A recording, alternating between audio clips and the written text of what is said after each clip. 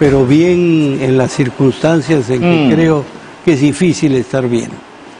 Es difícil estar bien por el clima tan crispado, crispado, desconfiado, suspicaz. Mejor me quedo ahí. ¿Sientes que nunca habías percibido una crispación como esta? Nunca. Ah, mira. Creo que no. Porque mira, en la época de Sendero Luminoso era terrible lo que pasaba, pero se sabía quién era el enemigo. Claro. Y se sabía que eso tenía que terminar. Claro. Esto tiene una sensación de ser inagotable, una letanía, inacabable, una letanía. Pero no como las que Rubén Darío dedicó a nuestro señor Don Quijote. Por supuesto. Sino letanía en el sentido más cansino del término. Yo soy uno de los que cree que el Acuerdo Nacional es un espacio clave para el diálogo, Max. ¿Qué objetivos tiene el Acuerdo Nacional y por qué sigues tercamente insistiendo por él? Bueno, el Acuerdo Nacional, Carlos, fue una creación colectiva. Sí. Este es un primer punto. Fue convocado en el momento del cambio del gobierno autoritario del señor Fujimori y empezaba el gobierno de Alejandro Toledo. Alejandro Toledo convocó a un amplísimo abanico de personas que produjeron ese conjunto de políticas de Estado. Entonces, lo primero que fue el Acuerdo Nacional fue una usina productora de políticas de Estado. Pero fue tan interesante el intercambio. Yo era en ese momento miembro del Comité Consultivo. De acuerdo. Comité Consultivo que en la parte peruana lo conformaban Fernando Cabieses, gran persona, médico extraordinario. Brillante, así es. Juan Julio Vich. Imagínate. Y yo. Y claro, los periódicos, uno de ellos sacó que el Acuerdo Nacional empezaba mal si necesitaba pues un cura. Un psicoanalista. Un psicoanalista, un loquero, decían, y un chamán, porque en ese momento Fernando Cabieses estaba dedicado a estudiar la medicina folclórica. Bueno, como consecuencia de esos intercambios quedó una suerte de modus operandi dialógico y fue gradualmente consolidándose y se nombró una secretaría técnica en ese momento. Cuyo trabajo era monitorear y acompañar el desempeño del acuerdo. Exactamente. Poco a poco el acuerdo devino en un foro del Acuerdo Nacional. Y este foro del Acuerdo Nacional siguió pensando esencialmente en políticas de Estado. Ahora, en un par de ocasiones, el Acuerdo Nacional hizo lo que está haciendo en este momento, que es participar en algo de una coyuntura difícil. Pero surgió en un momento difícil, porque la transición del gobierno autoritario no fue nada fácil. Entonces el acuerdo surgió en un conflicto para crear condiciones que hicieran menos áspero, menos brutal, menos enfrentado lo que era el conflicto de una transición difícil. El acuerdo entonces es, uno, un conjunto de instituciones. En segundo lugar, y esto lo hace complicado, en este acuerdo tenemos al gobierno como parte del acuerdo, pero la inversa no es válida. El acuerdo no es parte del gobierno. Totalmente de acuerdo. Y es muy importante, porque es importante que así sea, para que el gobierno, en el espacio del acuerdo, sea un primum inter pares. Es decir, sea alguien, el presidente del Acuerdo Nacional es el presidente de la República, pero que en ese momento cede algo de su poder, de su potestad, a la autoridad del consenso, no la autoridad de una persona, la autoridad del consenso. Por eso es muy importante que no lo instrumentalice, ¿no es cierto? Que no lo haga suyo. Absolutamente, absolutamente. Y esto es muy importante, porque el acuerdo oscila entre ser una esperanza. La gente dice, el acuerdo, pero cuando quiere intervenir en una situación específica, la suspicacia que estamos viviendo todos comienza a tener fuerza. Entiendo. Y comienza a tener fuerza, y entonces van a decir que el gobierno está aprovechándose del acuerdo, o están diciendo también el gobierno no recurre al acuerdo, y todo esto es un tema complicado, porque si queremos consenso, tenemos que dialogar todos los días. Todos los días. Y no excluir a nadie. A nadie. Ahora, Max, el Congreso de la República puede ser muy celoso del acuerdo nacional porque siente que se convierte en una suerte de mesa de partes de lo que se pueda decidir en el acuerdo. ¿Es justa la crítica? No es justa. Mira, yo creo que todo el funcionamiento del acuerdo nacional ha mantenido permanentemente un respeto absoluto por el Congreso de la República. Buen punto. Un punto fundamental, además, es que la representación de los partidos en el acuerdo nacional no está necesariamente planteada a través de las bancadas, Así es. sino a través de los secretarios generales o los presidentes de los partidos. Claro. Ahora, sabemos que hay un grave de los mismos, claro, que complejiza las decisiones y los acuerdos. Y los acuerdos. Entonces tenemos esta curiosa paradoja.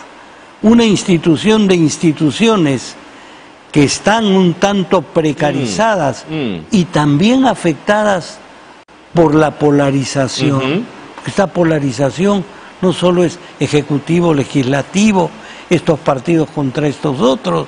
Dentro de cada partido, dentro de cada institución, se crean polos dicotómicos, polos antagónicos.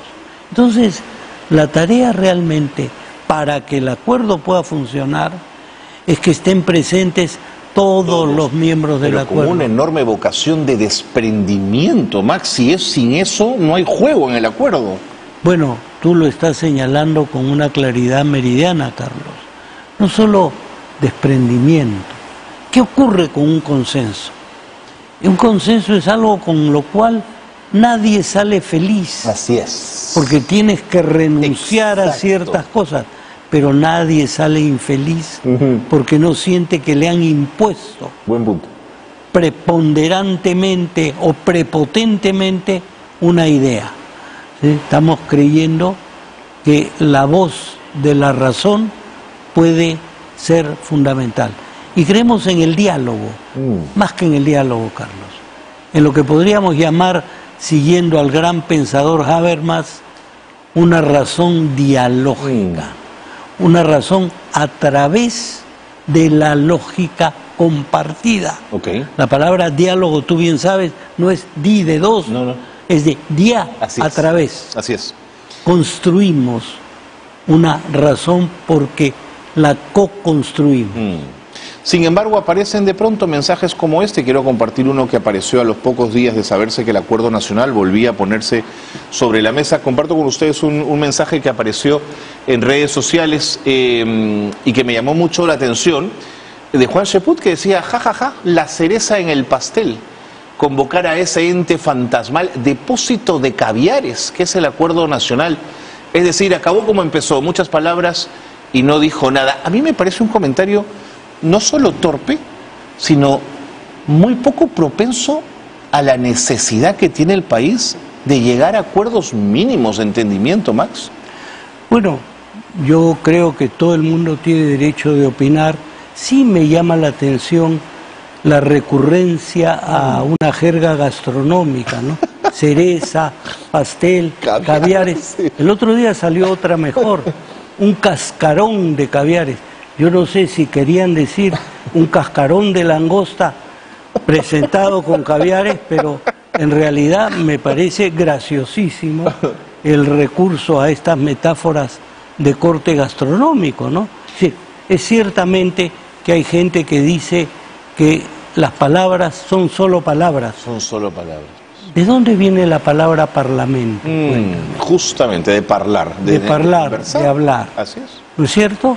Entonces, claro, todo el mundo tiene derecho a quejarse y a no estar de acuerdo. A no estar de acuerdo. Pero no a poner tropezones. Pero que planteen esto, si no creen en esto, pues que no crean en esto.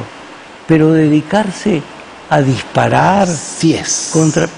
No lo entiendo. Yo tampoco lo entiendo. Max, recurro a tu ciencia, recurro al psicoanálisis. ¿Por qué hemos dejado de reconocernos en los otros en el Perú? Esto es muy grave, mira. Yo creo que la pandemia y el encierro de las cuarentenas tienen mucho que hacer con esto. En segundo lugar, en el mundo entero hay una profunda desconfianza en las instituciones. Leía que en Estados Unidos la venta de armas se ha disparado en los 2 últimos años de una manera impresionante. Los disparos en las carreteras porque alguien se te cruzó están a la orden del día.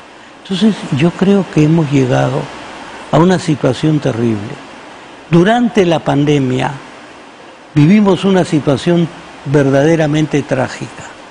Tú podías contagiarme o yo podía contagiarte.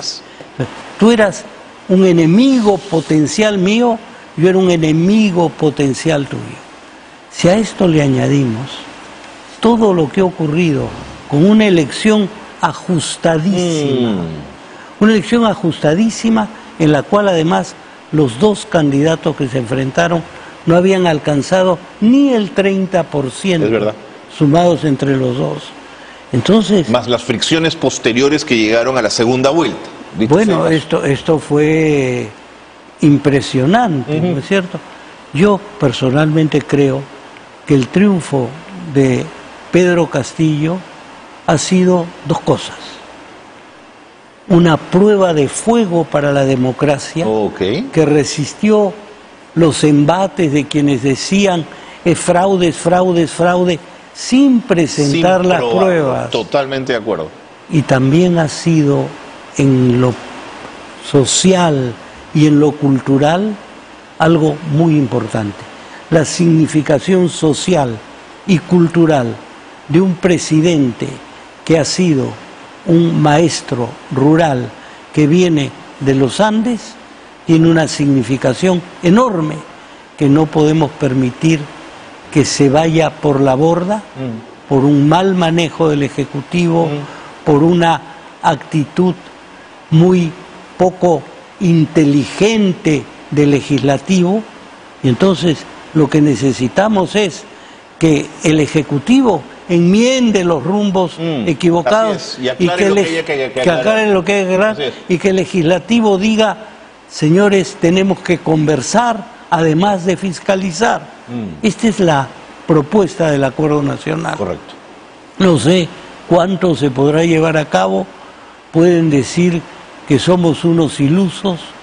Pueden decir, bueno... Hasta la última gota hay que intentar negociar y conversar. Digo, en el Acuerdo Nacional está la Sociedad de Industrias, en el Acuerdo Nacional está la CONFIEP, en el Acuerdo Nacional está la CGTP, yo no sé... ¿Dónde están los caviares? Enormes esfuerzos para que esto lleve a buen puerto. Max, muchísimas gracias por haber estado con nosotros. Esta es tu casa, como la de todos los peruanos. Gracias por haber estado con nosotros. Max, un gusto. Gusto grande. Max Hernández, psicoanalista, secretario técnico del Acuerdo Nacional. Una voz que hay que escuchar, que hay que seguir y que hay que leer, porque cuando habla